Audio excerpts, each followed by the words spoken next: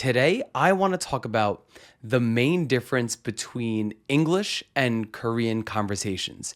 And I don't mean like, does speaking in another language change your personality? I don't mean that conversation. I mean, like, what is the main difference between Koreans talking to each other and Americans talking to each other? Like, what's the main difference between the feeling of the conversation? And I've been speaking Korean now or learning Korean for 9 years, and I'm at a pretty high level. So after getting a lot of raw data based on subjective experiences, yeah, I want to share my thoughts. And you have to remember, first of all, I'm American, but I'm from New York. So when I say America, when I say Americans in today's episode, I'm talking about New Yorkers because New Yorkers America is very big, and New Yorkers talk and have different opinions and different values and different cultural norms and ethics compared to other parts of the United States. So, for example, when New Yorkers are talking to each other or having a conversation, they curse a lot, but doesn't make it's not a bad thing. It's just part of the way we talk. New Yorkers curse all the time, and so maybe someone from the South who maybe has more conservative tendencies in the way they speak, who are more polite, I would say, in the way that they speak, they would be shocked about how often New Yorkers curse. And Californians talk really, really, really slow. And so that could be really annoying for a lot of New Yorkers. So if I say Americans, I'm mostly talking about New Yorkers, right? And that's based on my experience. So I grew up in New York, obviously. So the thing I noticed as like the biggest cultural difference in terms of Korean conversation and an English conversation is when it comes to having different opinions about something. So what I notice Koreans generally do is dialogue. And what New Yorkers generally do is debate. So the difference is pretty interesting, and it might affect your relationships if, let's say, you're dating somebody or you have friendships with someone who's not a native speaker of your language.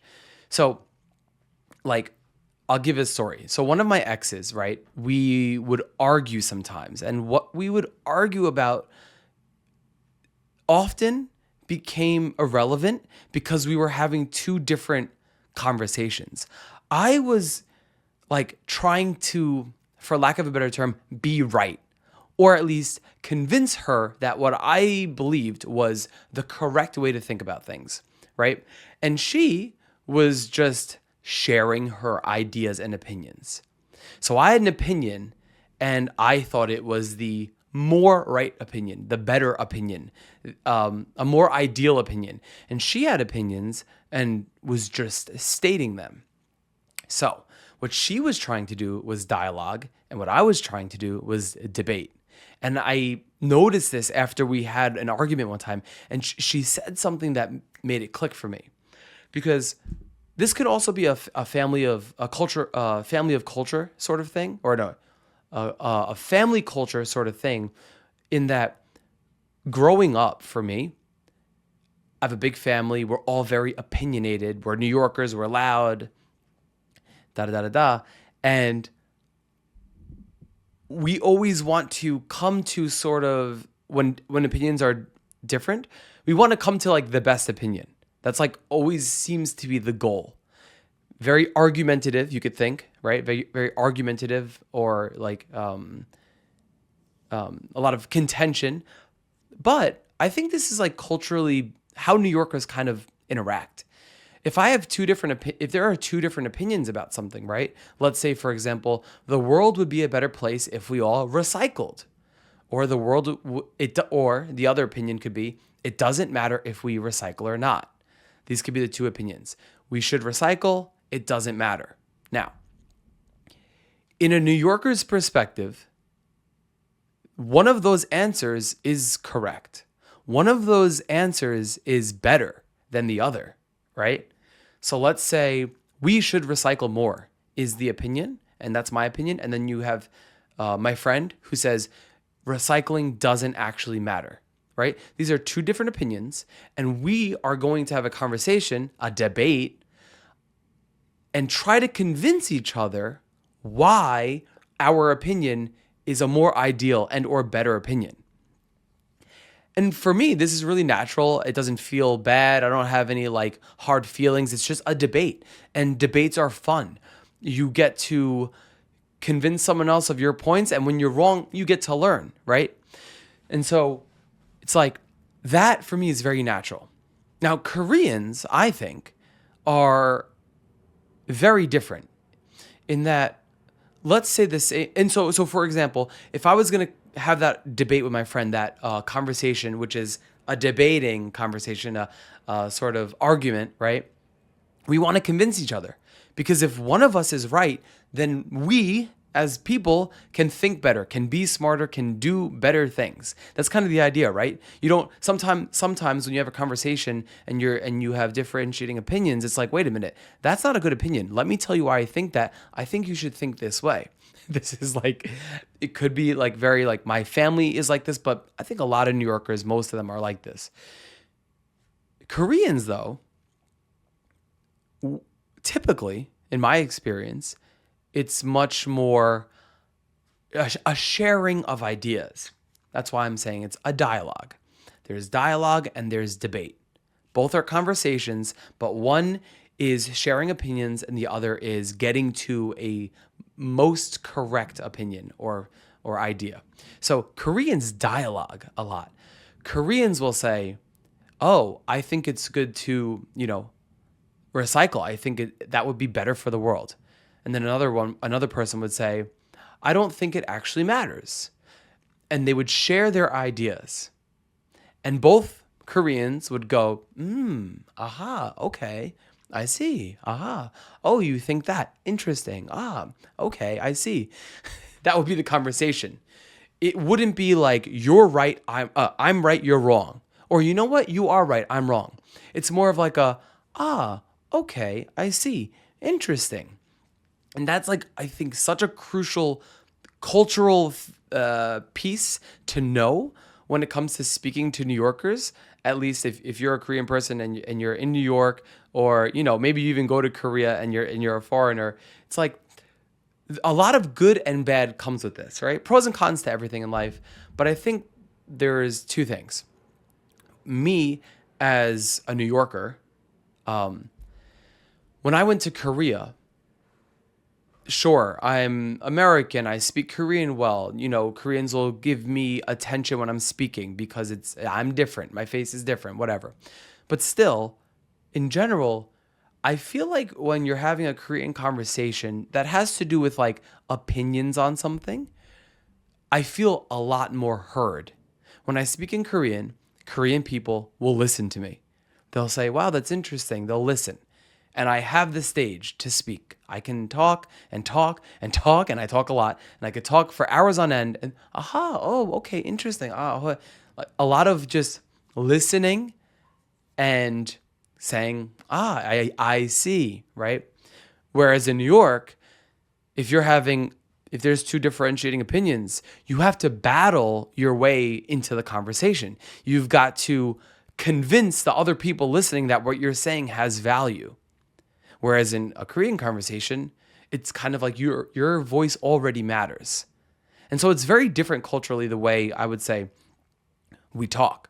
Americans probably talk a little more, are a lot more opinionated, have strong, steadfast ideas, and want to convince other people that the way they think is right. Whereas Koreans are like a little more passive in the sense that they know they believe XYZ, and they're not going to try to convince you unless you ask them to.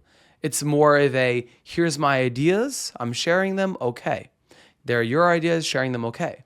Now, what's great about dialogue, the Korean way of speaking, in my opinion, is that it allows for a lot of insight. Because when people share ideas with each other, and they're not trying to argue, you allow insight to develop and you allow new ideas to sort of flourish, right? Because it's supportive and all the ideas are getting spewed out. And so that's really good because you get a lot of insight when you're dialoguing. You get to hear what everyone's saying, and it might take longer, but there is a lot more insight to be had, right? And I think that's really good, especially if it's a hot topic, right? You want to hear all the opinions, because if you don't, then you might lose the opportunity to like gain really good information that neither side saw. When two people are sharing and they're not trying to win an argument, then everyone gets a little bit more insight, right? And that's the pro. The con of it is that there is a little bit less development in terms of the way you're thinking, right? Like if you just always share your thoughts and no one ever gives you negative feedback saying, well, that's wrong or that's kind of ridiculous, then the likelihood, in my opinion, that you continue to think that way goes on, right? If you're not someone who cares about jotting down quotes that people said, or taking notes of those sort of conversations, and that's the con. It's a slower but more positive way of talking, I think. And then, like New Yorkers, the debate style of conversation has its pros and cons as well. The pro is that you are developing your way of thinking and you're getting checked on everything you say. So if you say something ridiculous, people are going to say, yo, you're talking crazy right now, and that's wrong because XYZ. And then you go, oh. So it's a very instant form of feedback, whether it's negative or not. You get feedback a lot when you have differentiating opinions here in New York, right? So people are going to tell you when you're wrong, and they're going to tell you when you're right. And that's good because if you're with like-minded people and you're trying to get to a solution, you can get to that solution quicker. Obviously, the con there is that, there's less room for insight. The idea of a debate is I have already thought of the thoughts, and I'm trying to convince you that this is the better way to think or believe or see things. And so if you adhere to that way of thought, well, then you throw away yours and you get a new mindset for how to think in whatever the terms of the conversation are, or the topic of the conversation. So less room for insight, but a speedier development of ways of thinking. That's kind of how I look at it. But I noticed this just because, like, my girlfriend, ex-girlfriend, she was like frustrated because she was saying like, why are you trying to be right? Why are you trying to convince me? And I said, well, because I think the way that you're thinking is silly. I think that's a poor way to look at this topic, and I think you should look at it this way. I want you to see the world the way I see it. And so I'm trying to convince you that the way you're seeing it is wrong. I know it sounds ridiculous, but I would want the same thing. Like if I'm saying something crazy, I'd want someone to say like, hey, yo, like that actually doesn't make sense because of this. And I go, oh, okay. Yeah, I guess you're right. I should look at it that way. So whether I'm saying something non-factual and I'm presenting it as a fact, saying something crazy, saying something just like absurd or not making sense, I want that feedback so I could be a better person and a better conversationalist in general, right? I want to know more. That is a very New Yorker thing. I want to be right? And so a lot of conversation stems from that, like especially when it comes to debate. But I notice Koreans don't really care to be right? It's like, oh, well, I didn't realize I was wrong, but that's cool. Like it's more of just a shared opinions thing. And, but yeah, because of her, I realized, I was like, wow, that makes so much sense because when I'm trying to like convince like a Korean friend of something, I find it harder, and there's a lot of more miscommunication because I never realized that. I like to debate. Nothing wrong with debating. For some people who are not used to it, it might seem like a really like intense thing. But then but for New Yorkers, we don't care. It's like whatever. It's like, yeah, you're right, I'm wrong. Let's get to the most right answer here. That's what moves us forward as people, right? That's like a very world view sort of thing. But yeah, that I would say one of the biggest main differences in Korean conversation and English conversation is that Koreans dialogue, Americans debate, pros and cons in both. But knowing that will give you a lot of understanding as to why Americans speak a certain way and why Koreans speak a certain way. So hopefully that's helpful. And if you have any questions about this topic, let me know in the comments below. Peace. And if you don't have time right now, save this next video to your watch later playlist. So when you do have time, grab a cup of coffee and give it a watch. That action alone helps the I Speak Korean Pretty Well podcast quite a lot. Thank you.